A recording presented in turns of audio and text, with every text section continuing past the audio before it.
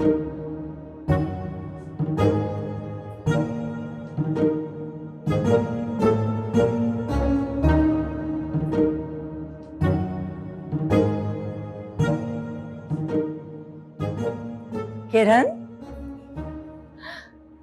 Good morning. Good morning बेटे। ये क्या हो रहा है? हाउस हेल्प ने छुट्टी की हुई थी तो मैंने सोचा कि मैं ही सफाई कर लेती हूँ। तबीयत ठीक है? मतलब अचानक से ऐसे घर का ख्याल कैसे आ गया? मामा, पहले भी तो मैं ही करती थी ना कभी कभी सफाई। नहीं नहीं, एक सेकेंड। लास्ट टाइम ऐसा कब हुआ था मुझे याद नहीं आ रहा, आप बताएंगे? अच्छा, आप सारी बातें छोड़ें, आप डाइनिंग टेबल पे बैठे, मैं अपने लिए नाश्ता बना कर लाती हूँ। नाश्ता भी आज आप बनाएंगी? Yes, and you will love it. अब किचन उस तरफ है बेटे? हाँ, किचन तो उस तरफ है, पर मैं हाथ सैनिटाइज करूंगी। I love that. I know my mother love the cleanliness. वो सामान तो उठाया नहीं मैंने। एक मिनट।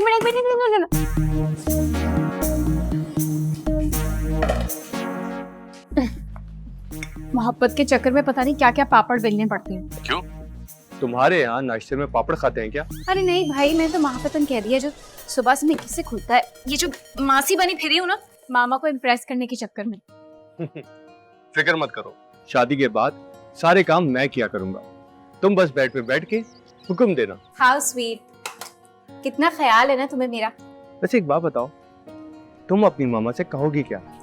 बस इतना ही कहूंगी कि मुझे एक लड़का पसंद है, मैं उससे शादी करना चाहती हूँ, आप उससे मिल लें। क्या बस? और तुम्हें लगता है इतनी सी बात पे वो कन्विंस हो जाएंगी? कन्विंस करने का काम तुम्हारा है, मैं तुम्हें सिर्फ मिलवा दूंगी। तुम्हें एक्चुअली असली गेम खेलनी है, तुम्हें मामा को कन्विंस करना है। You don't have to worry, मैं हूं ना, मैं सब संभाल लूंगा। अब मामा का नाश्ता मैंने रेडी करना है, मैं तुमसे बाद में बात करती हूँ। वाओ, नाश्ता तो बड़ा जबरदस्त लग रहा है। दिल से जो बनाया। दिल।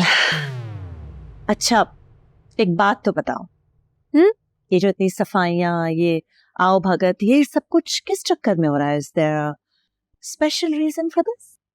नहीं, खैर छोड़े मामा। कोई मीटिंग है आपकी आज, कहीं जाना है? Anything special? You know this very well कि मैं वीकेंड्स को कोई मीटिंग नहीं रखती हूँ। 5 दिन ऑफिस के, 2 दिन घर के। लेकिन आप क्यों पूछ रही हैं किरण?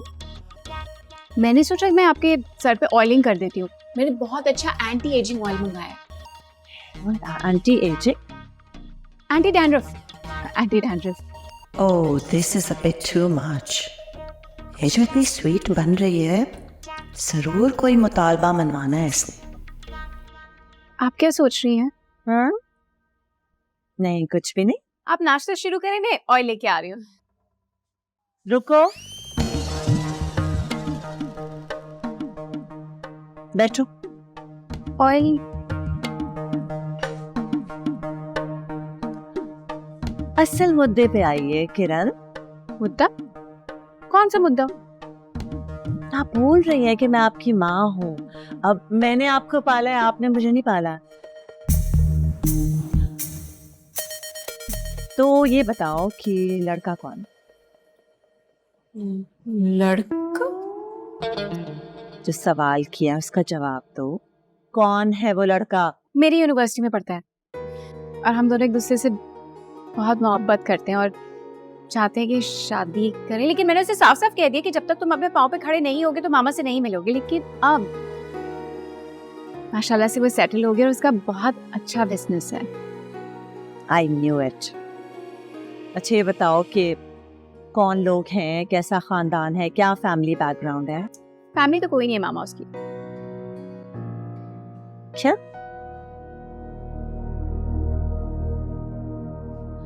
यानी मेरी बेटी को एक ऐसा लड़का पसंद आ गया है जिसकी कोई फैमिली नहीं है?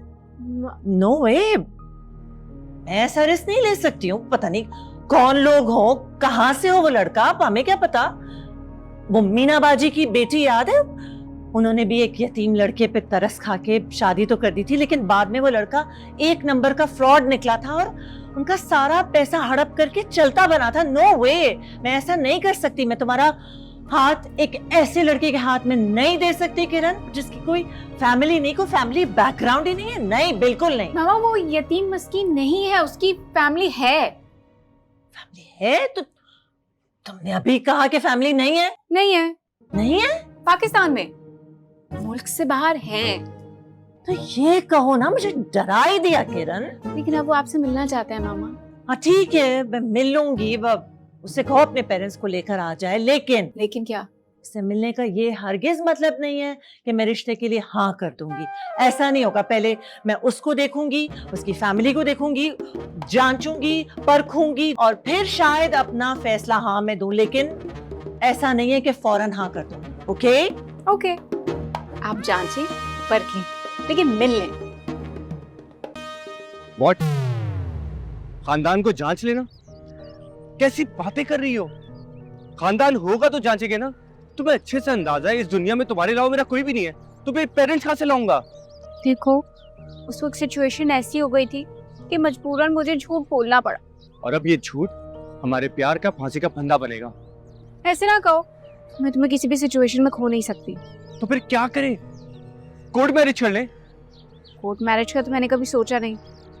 मामा ने पापा के डिवोर्स के बाद एक बाप की तरह भी पाला है मुझे। अब क्या उसको ये सिला दूंगी मैं, सारी जिंदगी रुस्वा कर दूं? नहीं नहीं।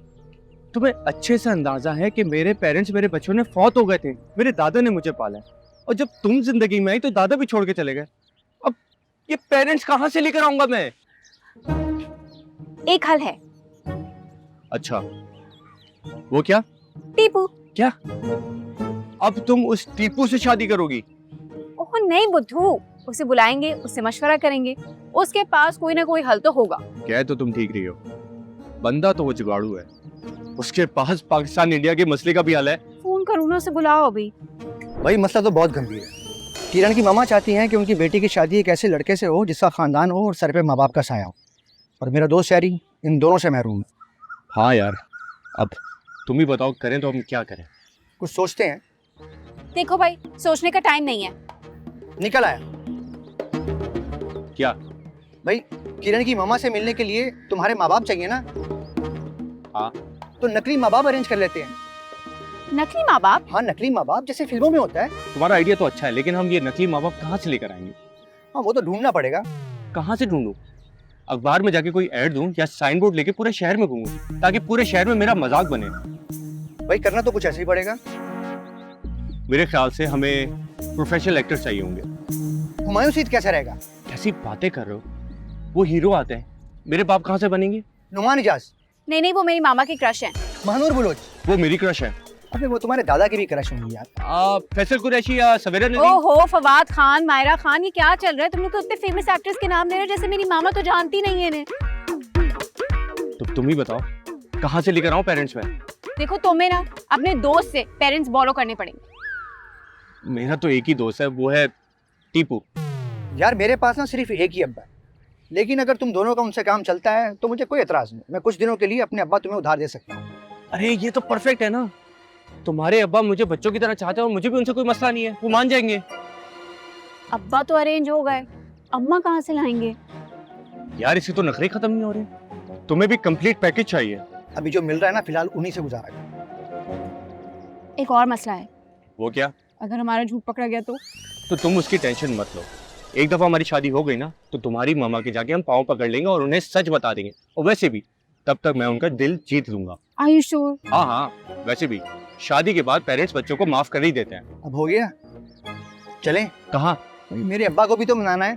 बोल कहानी अपनी जुबानी, हर चेहरे